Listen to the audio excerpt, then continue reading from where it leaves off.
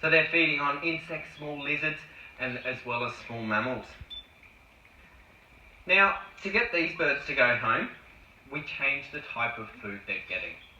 So I'm feeding a whole heap of insects at the moment. And then to get them to go home, I'm going to swap from insects to meat. So once I've got those last couple of mealworms there, I'm going to kneel down like this. You want this one? And then I'm going to take a couple of steps this way. And then I'm going to give them the chance to go home. No, I'm going to take a few more steps. So there they go. Around the corner. So they're going home. So what I'm going to do is I'm going to get her up here and start rewarding her straight away. Now, you might notice her tail's not looking the best at the moment. So, very similar to how young children don't look after their clothes very well, she's not looked after her tail. So she's only around about 6 months old. So once she molts out her tail, she will look after it a lot better. So what I want to do is I'm just getting her to follow me around, and each time she's getting that reward, it's sending a signal to her saying, I'm doing the right thing. Here. Oh, you can do that. We'll go back here. Back here. Now let's try it again. Here. So I just asked her to go back because I know she can make that fly. Alright, let's go up here. Good girl. So they're not the greatest of flyers. I'll show you about the max of her flight. Is about there. So generally they're inhabiting an area of long grass with a clearing. So we'll see if I can get her to fly from there. No, we'll go here. And I'm going to try a new cue today. I'm going to ask her to wait. So it's something that we're going to retrain. So I'm going to ask her to wait. Good girl. Here. Not quite. We'll go and try it again. So she waited nicely for me this time. So same thing. I'm going to ask her to come back. Here. Good girl. Wait. Here. Good girl. Come on. Come on. Good. So she waited really nicely there. She did exactly what I wanted, so I'm going to double pay her, and that's what we call a jackpot. So, as I said, they're amazing jumpers. So we'll see if she'll jump for this one today. So they're catching small insects and things that may be on branches. So it's not a trick, it is a natural behaviour. So they'll jump from the ground as well, taking those small insects, and even if it's a frog or a little mammal crawling around as well. Alright, let's come back up here. Come here. So with getting her on this front perch, she's actually quite nervous of people. So it's getting her used to everybody in the audience, and eventually she won't have those nerves. Here. Good girl. Alright, so you can go there. I might do one more flight. So she's keeping an eye on the sky because she's crepuscular. She's always on the lookout for those raptors that may be flying around. Good girl.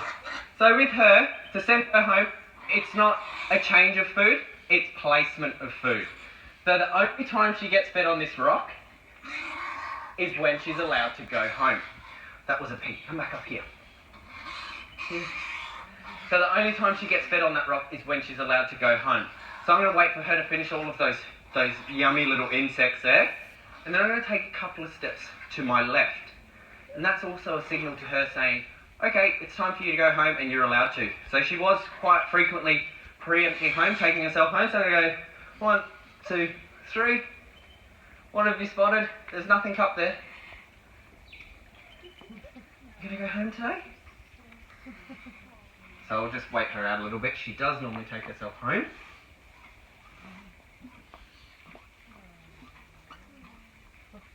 That's right, keep going. She should hopefully do a little bit of a run there. There we go. So she's going home today. There she is. So what I want her to do is I want her to follow on. So I want her to be following me everywhere I walk, flying to different perches. So she's going to come all the way out here, and I'm going to start moving. So what I want her to do is to follow and go to this perch here. She may drop down to a perch behind me. She's not going to do it, so that's great. So she's going to go up here. And then, so that's what we call a bridge. She didn't get rewarded for those 2 flights, but she's going to get rewarded on this one right here. So it just allows us to do those a few more flights. I might try this big long one. Started off really early today. Right up. So she's very familiar with that perch right there.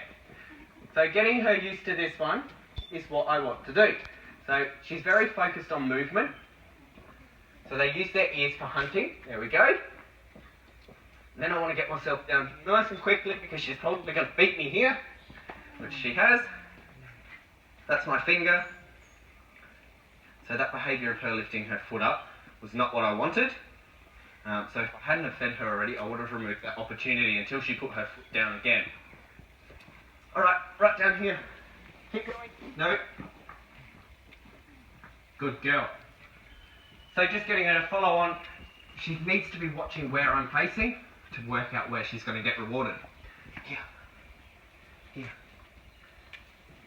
So using the back of my hand, so I can feel her nibbling on the back of my hand. There's not a lot of elasticity in the back of your hand, so if they do happen to lift up that foot, they've got nothing to grip onto. Whereas if it's the front of your hand, it's quite soft. And when they feel something quite soft, they grip on quite tight.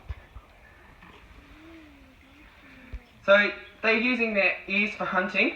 They've got some of the best hearing of any animal in the world, and that's all to do with that disc-like face. Come in here. Come in here. Good girl. So I don't feel comfortable feeding her up there. She's above me. I ask her to come down. So because she's above me, she can use her feet a lot better.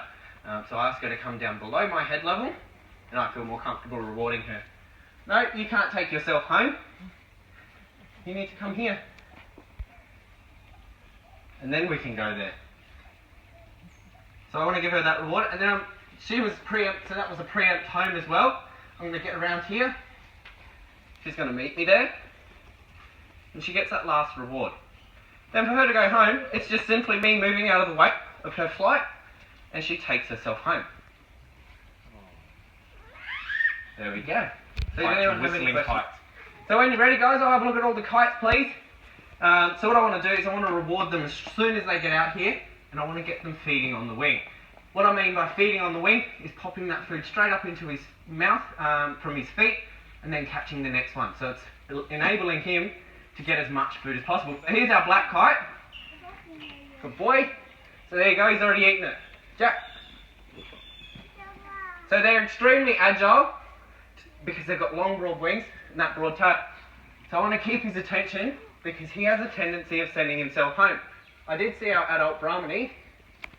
He went out the back, he's still hanging around out the back. Here, Jack! So they both tried to go home, so I'm just going to wait for them. And as soon as they come back out, I'm going to reward them for that behaviour. So here's our adult Brahmini. Good boy, MJ. So MJ's simply out here for competition. So he's an adult mature bird, he knows what he needs to do, whereas Jack's pretty much got it, but he's still learning. So they're very agile, because, as I said, because of those long broad wings. Jack! So he's still trying to take himself home.